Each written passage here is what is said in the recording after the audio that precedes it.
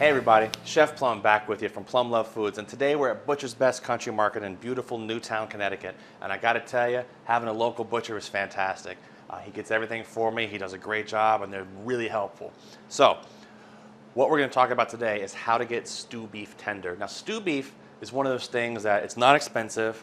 You can get it from any tough cut of meat, London broil, chuck roast, but it can be pretty tough. So if you're not gonna braise it, if you're not gonna hit it in the oven or hit it in a long marinade or something like that, it's gonna be really, really tough. So I'm gonna show you a couple ways to make it nice and tender. What I've got here, guys, is a little London broil we've cut up and made stew beef out of. So there's a few different ways you can make your stew beef tender, and one of which is you can get from any grocery store, deli. Your butcher shop will probably have it. It's a powdered tenderizer. A lot of people in this day and age would look at something like this and think, I'm not putting chemicals on my food. Oh no. It's interesting though, when you start looking at these and understanding what they are, they're actually not chemicals. But most tenderizers are bromelain and papain, both of which are enzymes that are pulled from fruit.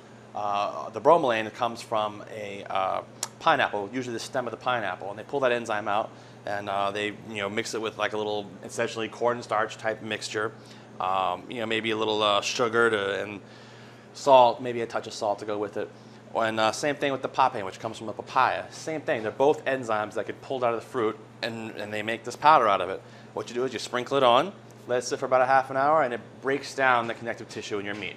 Now, that's one way you can do it. Another way you could do it, Worcestershire sauce. This is great stuff. You could put some on your meat, let it sit, marinate, if you will, for a little while. It'll be fantastic. I would do it before you sear it.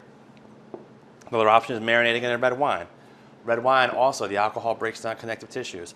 You could do things like some vinaigrettes and things like that, but be careful because that will almost kind of cook the food on the outside a little bit, give that terrible gray tinge that we don't like. You don't want to see that. Now, more importantly, what I like to do is the technique called braising. Braising is a technique where you brown off a piece of meat and cook it in a flavorful liquid for a long, prolonged period of time, and it'll break down that connective tissue and make things nice and tender and beautiful. There you have it, guys.